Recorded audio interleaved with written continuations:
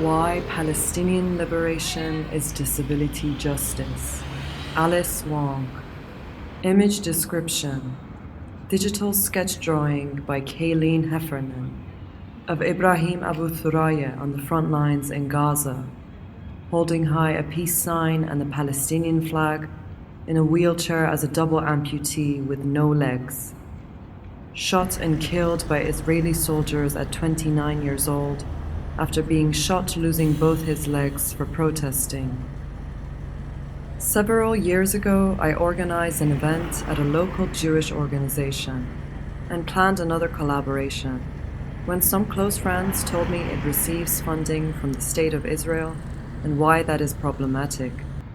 My friends, Jews from the disability community, didn't pressure me to do anything and offered me more information about Zionism and the BDS movement. It was the first time I started to educate myself on this issue. In my conversations with them, I expressed fears of being called an anti-Semite and discomfort at not being Jewish, Arab, or Muslim from the region, or the diaspora who have a deeper understanding of the politics, history, and cultures involved. It took years of growth and reflection to realize I was totally wrong. Everyone has a stake in defending humanity and dignity, and Palestinian liberation is tied to disability justice. Perhaps it's because I'm turning 50 in a few months and have become more politicized than ever. I no longer care what people think.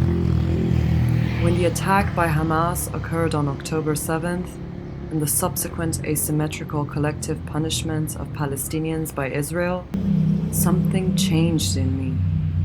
It was time to take action and speak out despite the risk, because the risks Palestinians face just to live another hour is nothing compared to mine. Activism isn't prescriptive. Everyone can do something with the time, energy, and resources they have.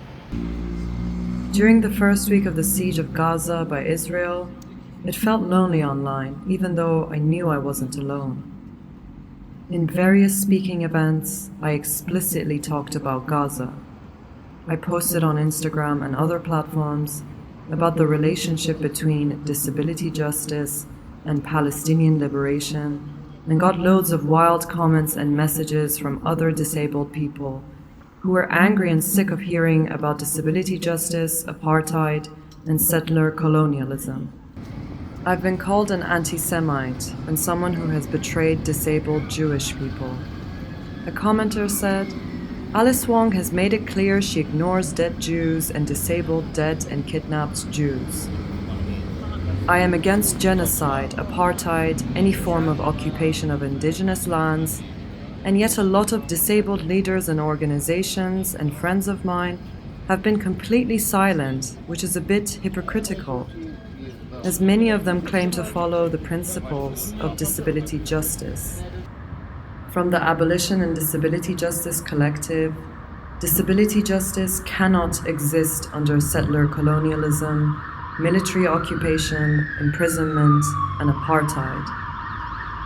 We write this in support of the Palestinian struggle for freedom, dignity, and self-determination.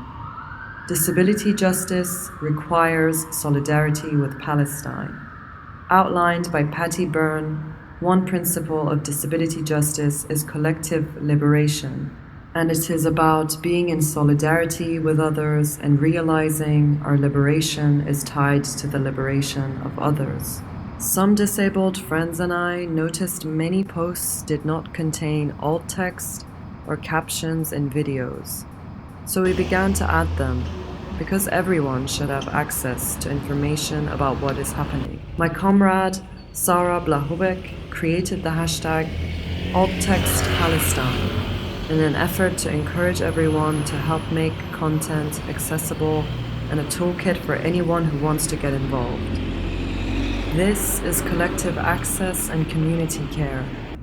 In addition to creating memes of my cats, Bert and Ernie, about Gaza that people can widely share, I edit and publish essays by disabled people through my website.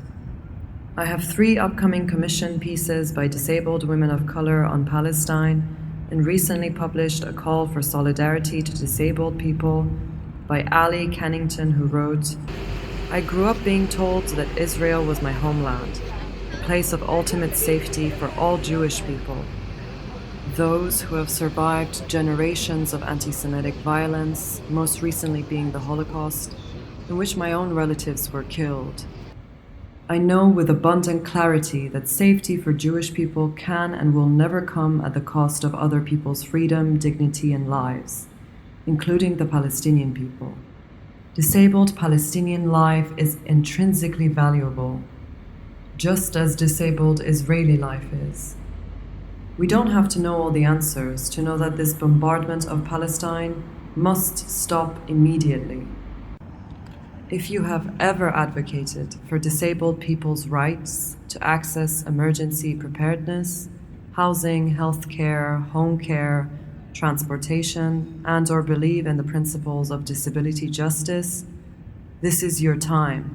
This is our time to act in solidarity with the people of Palestine. While writing this piece, the killing of Palestinian civilians continues, with Israeli airstrikes killing at least 178 people within hours, after the temporary ceasefire ended.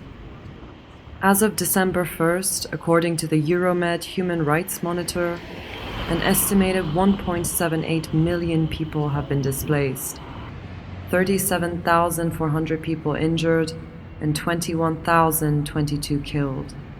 These numbers are likely an undercount, since the health officials in Gaza lost the ability to count the number of dead due to the destruction of infrastructure and constant attacks by Israel.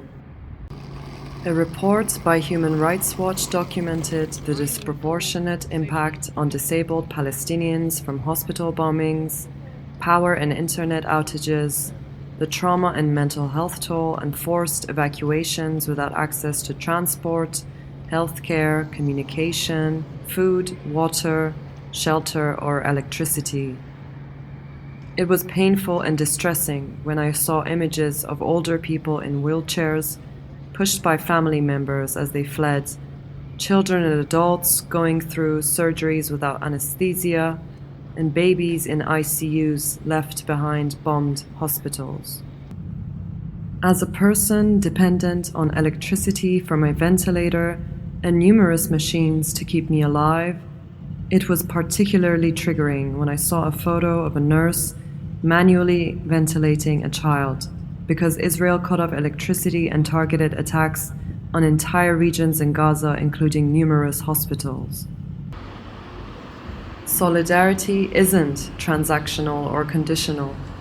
While it's clear that approximately 50,000 disabled Gazans face great danger, disabled people shouldn't care because they can relate to what is happening. Cross-movement solidarity is another disability justice principle that I deeply believe in.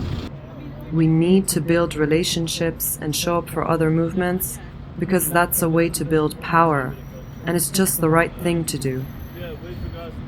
I'm no expert, but I know what it means to be dehumanized, rendered disposable, and oppressed.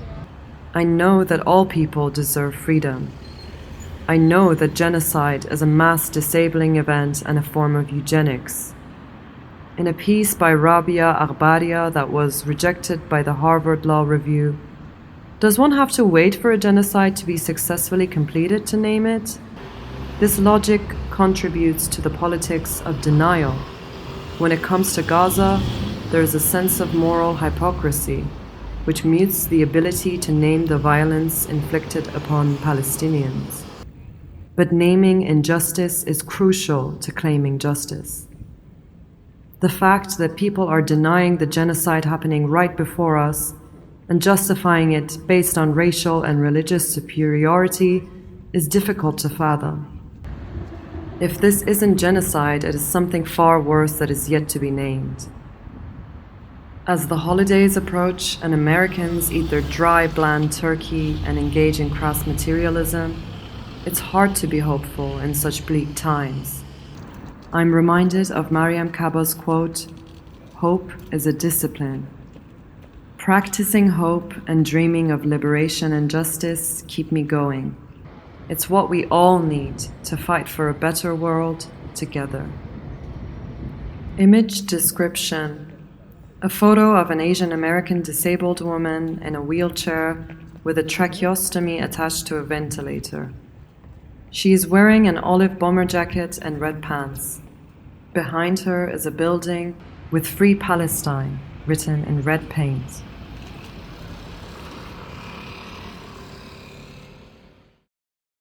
Why Palestinian Liberation is Disability Justice.